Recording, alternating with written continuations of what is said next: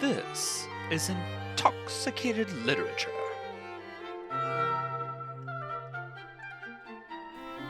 Welcome to Intoxicated Literature, the Halloween episode. I am Evelyn Crow.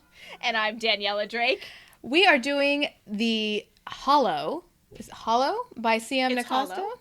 Yep. Okay. This is going to be a fun one. I can tell you already. It's definitely going to be interesting. Okay. Before we get into it, spoilers. Oh, spoilers. There's going to be lots of inappropriate content. So if you are not 18 or over, just check yourself out. You don't need to be here. Bye. Yeah. No minors, please. We swear I'm definitely several drinks in. So 100%. there was some pre-gaming. There's no filter. Yeah. There's no filter, so goodbye. Sorry. Yes. And yeah, we will spoil everything. Everything. Yeah. So this is actually like anthology of 2 short stories. Yes. That C.M. Nascosta wrote. Yes. And we are drinking a Headless Horseman cocktail. It is, and mine did not turn out to be so pretty. It just looks like orange. Well, mine is just made, so I have an advantage. And I had to get creative with the food coloring. I had to put it on my finger first, otherwise it just sank to the bottom. You know, mine is like not the gel stuff, but it just kind of actually looks really pretty. It looks like whiskey. It kind of does. It's actually a really good cocktail. I am not. It is. I like it. I did not use ginger beer. I used ginger ale. I'm not a big ginger fan, so it's actually basically a Moscow Mule. It is, but I really like it. I think it's tasty. I made mine very mild. I use ginger ale. I don't like ginger beer, so totally fine. Yeah. It even says in the recipe. It's a big strong. There's a lot of vodka in here. And because this is Halloween, yes, we dressed up. You will never guess what my costume is. Please explain to everyone what your costume is, because I love it. I love it. It was your idea. So, this is Daniella's idea. And because I'm going to a party that she's invited me to, so I went all in on this idea. And I bought lipstick for this. I did the whole thing. So, I am the deep ocean. And I'm just going to be walking around this party every once in a while just going... I would have done it if you hadn't. I think it's so fun. I may or may not have bought a wig. Okay. Oh, wait, really? I like a blue wig. Oh, love it. Love like it. with a wig so cap excited. and everything. It's going to be like a wig. To be fair, just to explain, this is a themed Halloween party of like ship and island kind of like theme. Mm-hmm. So this is why, like, we're going with like ocean type. And themes. if anyone knows me, I cannot do the typical. There's no like. Gotta be I'm different. not going to be like Poseidon or a mermaid because everyone's going to be a mermaid or everyone's going to be a palm tree because those are the normal things when you think islands. So I'm the deep ocean. I'm Mr. Smee. I guess I would be Miss Smee. Oh my god. So good. It's going to be a great party. So anyway, happy Halloween! Let's get into it. Yes. So So I actually looked into it because I wanted to learn a little bit about the Sleepy Hollow myth before we talked about Sleepy Hollow. So I looked into it, and it was written in 1820. Wow. It's been around. That's even earlier than I thought. Yeah. I thought it was written later than that, but it wasn't. It Me was too. written in 1820. I looked it up. Wow. By Washington Irving. And it was written while he was in England doing a tour of the continent. So interesting. There are a lot of theories that he heard a lot of the myths and stuff about Doolahans while he was in England. Yeah. Because that makes sense. Yeah. I mean, it's a thing. In like Irish and Celtic culture, the Doolahan is a thing. Yeah. As I know, and if you've read my book, you know, it's a thing. So people are like, oh, so he must have heard about that and then wrote this myth. Or this ghost story, because it really is kind of a creepy ghost story if you've read the original thing. No, it really is. There's a reason why they keep going back to it, because it's a great Halloween story. It really is. And one of my earliest memories, actually, is watching the Disney one. because it really is a perfectly eerie, creepy thing without being too scary. 100% agree. Absolutely agree. As someone who gets scared way too easily, Yes. this was one of my favorite, the Disney version was one of my favorite things to watch because it was just enough creepy to make me go, ooh. Yeah, exactly. But it was never like scary. Exactly. And while it was tied to pumpkins, it was never explicitly tied to Halloween. It was more of a fall vibe as opposed to just Halloween. But the story itself was Ichabod, and he falls in love with Katrina Von Tassel, and then there's, Brom Bones. And he's kind of a bully. Yeah. And you're never really sure if the person on the horse is Brom or a ghost. You're not sure. And the end of the story is just like a close-up of a crushed pumpkin. Like, yeah. So you don't know. Like, Ichabod is missing. We don't know where Ichabod went. We don't know what happened to Ichabod. We know that there was a horseless rider, or a headless, rider, but we don't know what happened. And that's what kind of makes it creepy. Yeah. Gives you shivers. Yeah. You're like, oh, what happened to Ichabod? Oh. So interesting. But that's also what makes it a good myth to draw from, because because then artists are like, well, let's put the jack-o'-lantern in here, and let's, make it even more eerie. Let's put this, that, or whatever. And that, I mean, it's so open-ended that you can kind of add your own spin. Exactly. Yeah. Exactly. Yeah. And so it just entered Americana because of its ability to be told verbally. So many different ways. Yeah. And each person is going to put their own filter onto it. So they're going to draw their own conclusions every time about what happened. Yep. Right? So, yeah, it's like a universal story at that point. Anybody can hear it and have their own reaction. And Washington Irving is a well-known poet. It's not like he's for sure unknown. Yeah, for sure. So, yeah. Yeah. Absolutely. So it makes sense that this story lasted as long as it has. And it's also, but that's also why it's so surprising to me that it's not such a modern story. Because it feels modern to me, but it's not. I know. It's actually really funny because when you said 1820, I was like, I thought for sure it was the turn of the century. I thought it was like early 1900s. Mm-mm. So I'm really surprised that it was so early. I thought it was a Victorian thing. Mm-hmm. It's not. So that's really interesting. 1820, and there was a specifically the covered bridge and the cemetery were safety. So if Ichabod Crane could get to those spots, he was safe when he was being chased by this ghostly figure. But then you cut to the end and it's, where did Ichabod go? Right. Interesting. So, yeah. Creepy. So, I myself pulled from the original myth, the original Celtic myths, and did not pull from the Americana version.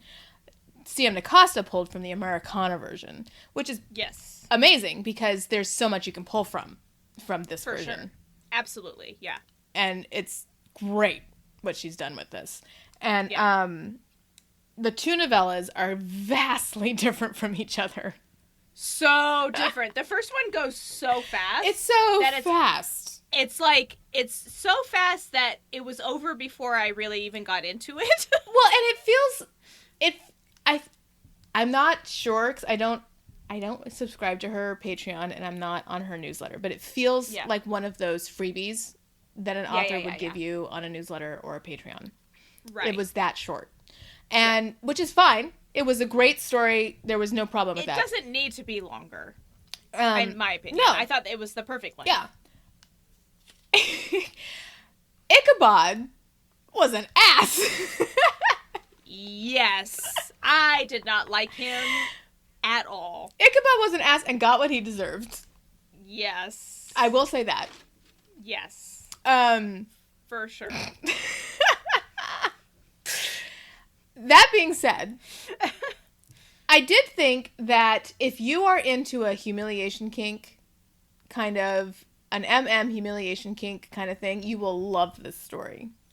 Absolutely agree. It was, listen, there's some light degradation in here. There's some humiliation. There's voyeurism. None of those things are things that I particularly enjoy. I kind of like the voyeurism, but I'm more of an exhibition person. So, like, I'm on the other side of the coin. But there's a lot of, he watches a lot in the beginning. He does a lot, yeah. And, like, for me, the voyeurism is probably the most appealing part. Like, I did not like the degradation and the humiliation. Like, my thing. It's fine. But yeah, the voyeurism, I have a hard enough time. I spend so much time like talking down on myself during the day. I don't need someone else to do it. Which is fine. But if you're into it, yeah. This is absolutely. And for also, you. I've got to give major props for the really creative use of the headless doula hands. Like, I mean, this is, there's a lot of headless head, dude, in here.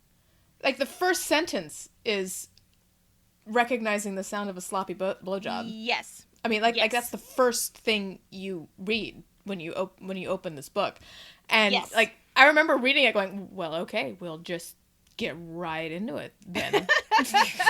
I mean, that's kind of what I thought too. I was like, "Whoa, okay, this is right away, got it, great. Okay." And it was awesome. There was a lot of headless head in this. Yes, and it was very creative uses of the head, and I major props to CM Nascosta for that. I absolutely agree. And also, like, this whole kind of, like, rivalry between Ichabod and Brom Bones, which I'm not even sure that Brom Bones is aware of. That's the thing, is, like... Like, it felt all in Ichabod's head. It did. It really did. Right? Absolutely. I almost felt like he had some kind of, like, insecurity complex where he was just, like, trying so hard to be, I don't even know, like, enough. Yes. And then Brom Bones is just walking around, existing. This polo he's just existing. Writer, and he's just, like, being awesome. And it's just because that's who he is. Yeah. Like, he's not trying that hard. He's just existing. And so Ichabod hates him. Yeah. He's just existing. Like, Brom Bones is a polo player, like a horse polo player, like with the stick and the horse and the whole thing, right? Yeah. Rich polo player. Think, like, if you've ever seen, like, The Crown, and, like, they're riding and they're playing polo, that's it. But big and, like, brawny and strong. And very muscular. Yes. Very much in physical peak condition. Yes. Yeah. And they kind of have a locker room boys club thing going on after their matches, and I guess the loser has to give the winner a blowjob. I think that's how it kind of has to go. I think it's implied. She doesn't actually say it, but that does feel like that's how it works. I think that was implied. And Ichabod just kind of stumbles onto it accidentally one day, and he's the school teacher, and he is used to feeling like he is in charge. He's used to feeling like he gives favors. He's used to feeling like he's Brom Bones. But I don't think he looks like Brom Bones. I don't think he's conventional attractive. Yes. Like, he's described as very kind of gangly and thin and really tall and just, like, not necessarily what society would be like, oh my gosh, he's so hot. Like, he's not going to be a Marvel superhero. And the way he talks about how he gets women isn't because of his looks, it's because of how he talks, and because he gives gossip, and because, he can fit in and give favors, and he can do things like that, so he's manipulative. It's not because he's, attractive. And that whole thing, he's self-degradatory. It's not only Brom Bones. No, it's true. Like, I don't think he has a very high opinion. Like, this is the thing, is that's why I keep saying he's got an insecurity complex. Like, he does not view himself as desirable. No. It's kind of upsetting. So he's already kind of like, But then he sees this whole thing going on in the shower in this locker room, and he's like, well, this is kind of hot, not gonna lie. And then he accidentally, on purpose, stumbles on it again later. Yeah.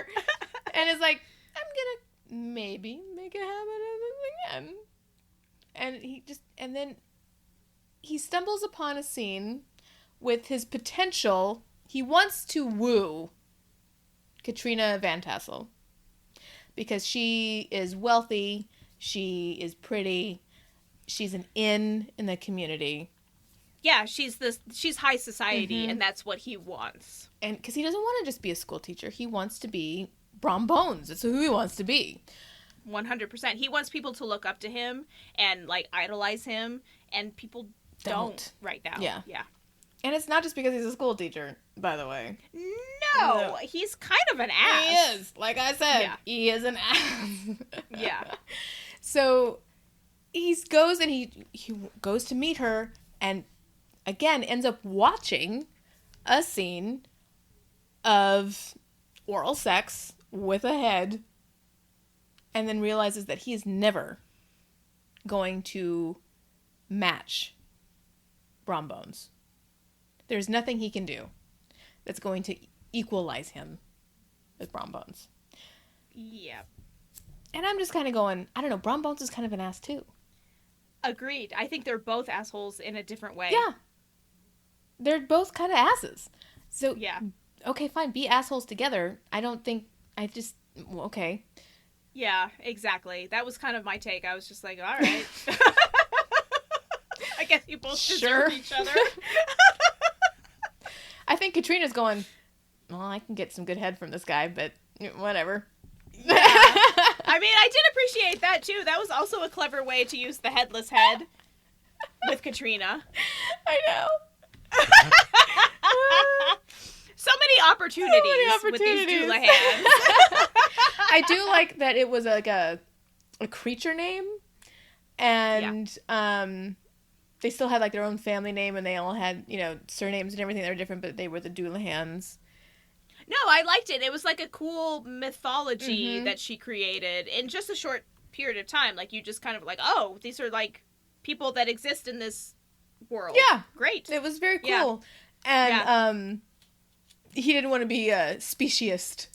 And so didn't want to stop and stare at the doula hands. Right. Which I thought was funny. Accurate, but funny. And, but okay, so they're both kind of asses, but they fit together in a weird way. Yes. No, I agree. They're kind of like the same, but like on different sides of the coin, right? It's like they're like opposites, but not. They still work. So yeah, I thought. I mean, listen, this story. It's erotica. It's 100% erotica. There's not really plot. No. It's you're really just there for the sex, which fine. I mean, it was hot. It was not hot. It was like if that's what you're going for. Like, she nailed it. No pun intended. Dude, I am a big fan of. Look, I'm a big fan of guys really enjoying themselves. So, right, they were all really there, and I say all because it was always like 2 or 3. There were 3. Yeah, there were 3 pretty much every time. Every time, I feel like, yeah. So, and they were all really enjoying themselves, like every time. For sure, yeah. So, yeah, definite plus for this story. And Ichabod just wanted to get laid by Brom Bones. Yeah, pretty sure that's the whole point of this, is that he was just wishing to be a part of it. Mm-hmm. And then he gets his wish. And then Brom Bones is like, so you've been watching us. Mm-hmm. We've noticed.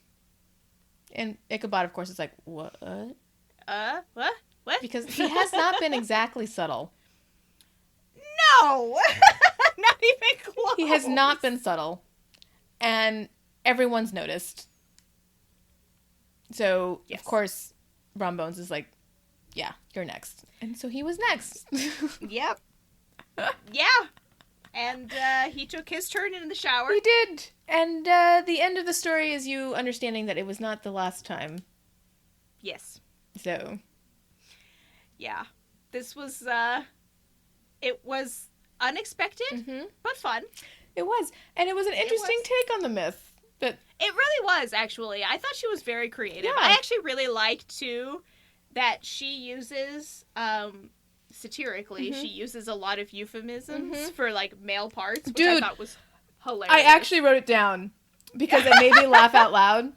In the very beginning, where it was like, my trouser soldier wanted to come out and salute. And it made there were so many good ones. It made me laugh out loud. And I was like, trouser soldier?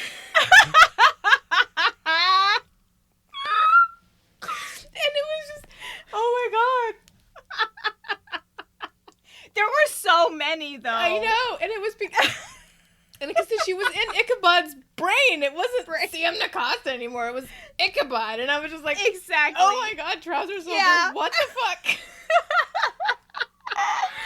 But she didn't stop with soldier. She had to, like, continue the metaphor with salute. Yeah. Oh my God. There were so many good ones. It was so funny. I thought it was hilarious. But also I appreciated it because it was such, like, being in Ichabod's head was kind of dour. It was. Like, he's a downer. He was. And, like, in every myth, though, he always is. He's always this, like, straight-laced, kind of person. Yeah. So it was nice to have this kind of, like, humorous thing that kind of elevates it a little bit. And you're like, okay, I don't have to take it quite so seriously. Like... Yeah, I thought it was really funny. Well, especially because he not only looked down upon himself, you feel like he looks down on everyone. Everyone, yeah, for sure. Because he does, for sure. Because the way he talks about the women who are, like, extorting him, essentially, for their children or whatever, or the housewives who are bored and not getting attention, you're just reading it just going, ugh. Yeah, I did not like the way he talked about anyone, himself included. Yes. Like, there were so, like, across the board. Yes. I was like, you are just not a good person. Yes. So, as a narrator, he left a lot to be desired. For sure. Yes. So, yeah. So, again, the degradation in this case, well-deserved. Yeah, just... Well-deserved. But again, not everyone's kink. But no. For those of you who enjoy it. Yeah. Right. Yeah. Oh, yeah. Oh. If you're into that, this is the story for Absolutely. you. For sure. Abso-fucking-lutely. And I'm not into it, but I still enjoyed this story. He is a very good slut for Brown Bones. So. Yes, for sure. Yes. And whoever the third Julian is. We don't. Yeah, he just kind of remains nameless. We don't know who he is. But he has a good time. So. He does. Yeah. So, what more can you ask for? That's true. Now, this second story is a very different. Very different, for sure. And it's much more a ghost story and much eerier. Yes. And darker. And I would say it's much more of a slow burn. Yes. For sure. And also it kind of leaves you kind of going, ooh. Yeah, no, I really liked it actually. It was for enjoyable. A Halloween story. Yeah. I thought this was like the perfect mix of creepy, ghost story, romance. Mm-hmm. Like, this was such a good balance. I thought she did such a good job of setting up the atmosphere. Yes. It's creepy, but it's not like... But it's still oddly cozy. It is, but at the same time, it kind of leaves you feeling unsettled. I felt unsettled at the end of this. No, I absolutely agree. So the second story is Katrina Von Tassel and the Headless Horseman. Yes. And it starts off with her just talking about how comfortable she is with death. I mean, like, at the beginning. Yes. Just at the beginning. And it's told in the first person. So it's her story. Yeah. Like, she is the protagonist. Mm-hmm. Yeah. I can't even describe the difference in tone. It's whiplash. It is. Because I finished the first one and immediately started the second one, and I actually had to put it down and come back after like an hour, because I was like, this is too different. I need to get in the right headspace. It's true. It's really different. And I remember doing kind of the same thing. It was like, wait, whoa. Wait a minute. Yeah, it was not what I expected. It took me longer than an hour. I think I put it down, and I didn't pick it up again until we decided to read it for the podcast. Oh, wow. Because it was such a different... So different. Yeah, and the vibes are entirely different. I was just like, okay, whoa. So... Yeah. I will be honest, I enjoyed this story more. I know it's going to be shocking to you. A slow burn? We know I love a slow burn. I know. But I really liked Katrina. I loved her independence. I loved her ambition. I loved that she was not afraid to go after what she wanted. Like the whole first scene basically is her talking about being this teacher for girls and stuff, and how it does create kind of a dangerous situation for her because men don't like educated women. And like there's this whole like thing, and I was like, yeah, girl, go get it. Get it. I know. Like, I love this for you. And she's not a virgin. She's not married. She's not a virgin. And she's not ashamed of that. In a time 100%. where whenever you read books like this or stories like this, women who are single and doing this job in particular and are unmarried are always depicted as virgins. Absolutely 100%. Yes. And that's exactly. And she is just very sexually open. Mm-hmm. Like, she's having sex regularly with Brum Bones. I know.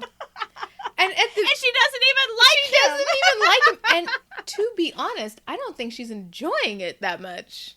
I don't think so either. Because Brum Bones, I don't think is very good at it. I think that's the main problem. He doesn't care if she's enjoying it or not. I think that's the main issue. She knows that it's supposed to be good, and she enjoys most. She gets some enjoyment out of it. She enjoys it the way you enjoy it leading up to an orgasm, right? Like, it feels good. It's not like it's bad. Sure. It's not forced. But she is not reaching. She is not climaxing for sure. Yeah, like there's no way. Yeah, I'm not saying it's bad sex, but it's not good sex. Right. Yes. It's not mind-blowing sex. It is. It's enough to scratch the itch. Yeah. But it's not necessarily fulfilling. Yeah. It's the kind of sex you have and go, I need to go jerk off after this because I didn't get there. Exactly. Yep. Exactly. You know, so it's like, okay. But I liked that there was this kind of freedom almost. Mm-hmm. Like, she wasn't afraid of it. She wasn't ashamed of it. It was just like, this is a part of being who I am. Right. Right. And she even talks about having to live in different houses with all these different men and having to, like, decide which houses to live at and which men were safe. And it was just like, oh. Well, and there's like a whole scene where she's like in the stables and one of the guys comes out and she's like, oh, I'm gonna have to jerk this guy off because that's just like the way it works. And I just remember going, ah. I know! It was so gross! And she's just like, this is the price you pay to be a free woman, am I right? And I'm like, no! I know, but it was just so normal for her. And I was just, oh, man. And then it didn't bother her at all. And then you first meet the horseman, and you have to understand, she is a person who can see ghosts. That's what she does. It's her skill, right? Yeah. It's a gift that she has. And she first had it as a child, and because her mom died in childbirth. Yeah, or something is what we're supposed to take away is like she was so close to death herself that she's now able to see ghosts. And kind of people would come and sit on her bed as a child and just like stare at her, and then she just got used to it. Right. And I'm just like, well, that's creepy. I'm not okay with that. That scares the fuck out of me. I would not be okay with that. Ew. No. And she just was like, yeah, that happens on the regular. So she just accepts it as normal. Yeah. So she hears about the horseman, the headless horseman, and the ghost stories that are told about it, and is like, maybe I'll see this guy. Who knows? And of course she does. Because I loved it, though. I loved how the story, she uses the story so cleverly, I thought, because it's like, she hears this ghost story, and she's heard all these ghost stories before, and she's like, whatever, like, half of them are not true, and, like, the other half are true enough, but you don't actually really see anything, so poo-poo, right? And then, so she's riding home one night, and she hears the horse, and she's like, oh, wait, this could be bad. And he just escorts her. Well, no, she runs the first time. She runs the first time. That's true. She does run the because first time. Like any normal human, she does panic the first time. Yeah, that's a normal reaction for sure. But then she realizes, okay, I shouldn't have run. Because, if I run, he's going to chase me. That's what's going to happen because that's the story. Yeah. So next time, I won't run and we'll see what happens. And I'm like, dude, bruh. I know. I was like, you're going to do what now? I literally... Are you crazy? Seriously. I was like, bruh. What? So she doesn't. She walks. Doing her thing.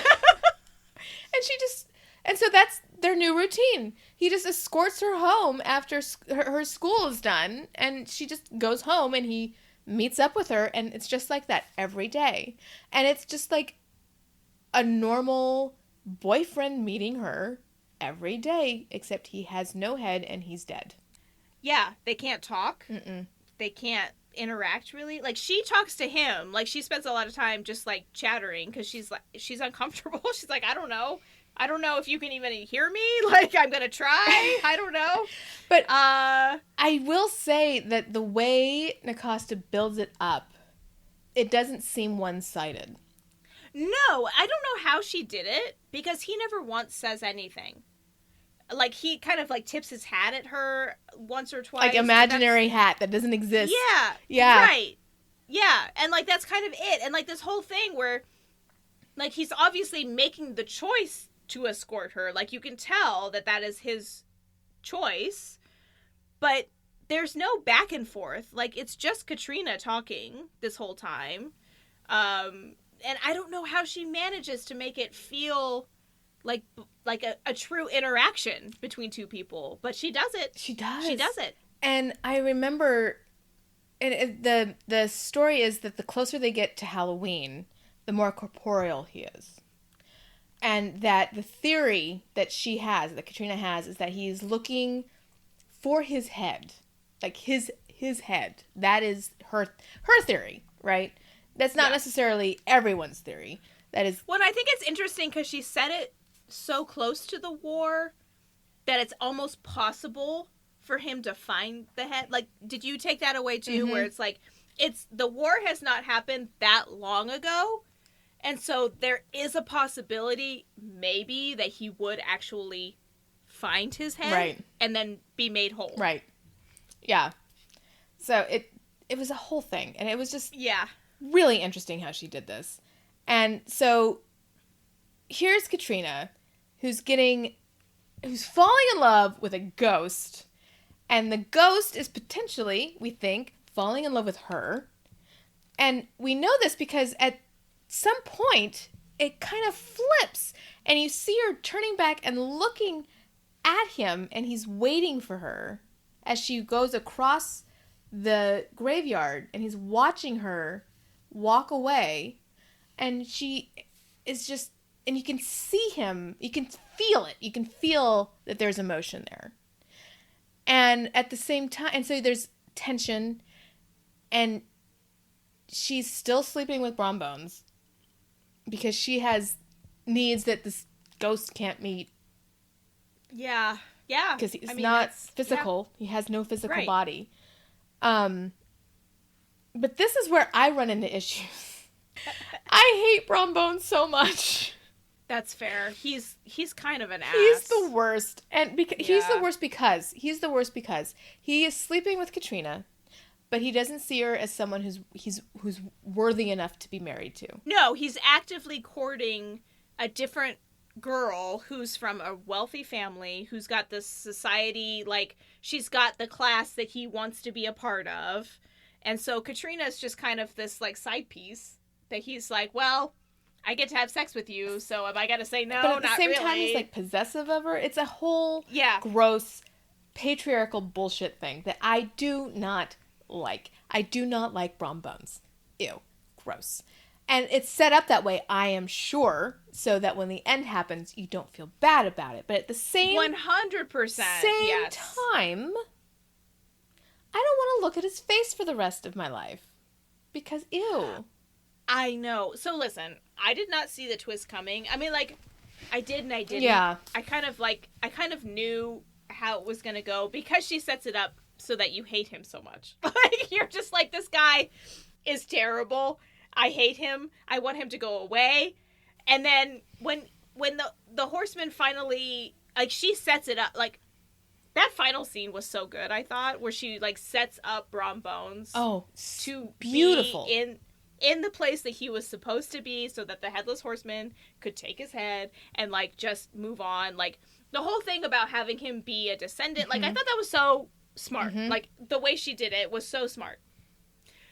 But also, like, this guy is, like, the worst dude bro. And now you have to stare at his face. I just did not like that. I know. I did also find it funny that the Headless Horseman only spoke German. Dude. I thought it was so funny. She was like, we'll work on that. I thought it was so good. I was like, well, of course he would only speak German. He's a Hessian, so yeah, that makes sense. Very realistic. I loved it. God. No, I had a couple of things. It's mostly my own hang-ups that had nothing to do with anything else. But I would not personally enjoy looking at Brom Bones. I mean, I had an issue with them having sex because I was like, is he cold? No. I just chose to think that he wasn't. Because that's my main hang-up with vampires, too. I'm just like, I don't... Ghosts are different. Ghosts understand. are not vampires. They're different. That's true. That's true. And, like, they seem to be having fun. So, who am I to judge? I also enjoyed the fact that CM Nascosta also, like, showed a whole scene where there was, like, a whole dildo that she had made. Like, literally fashioned her own dildo out of a piece of wood. And leather. And leather, yeah. So she wouldn't get splinters. And I'm like, that's genius. I know! I was like, oh, damn, girl, get it. I'm like, oh my god.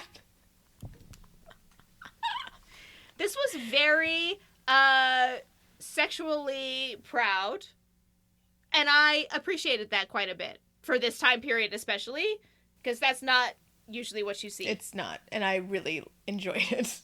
Yeah.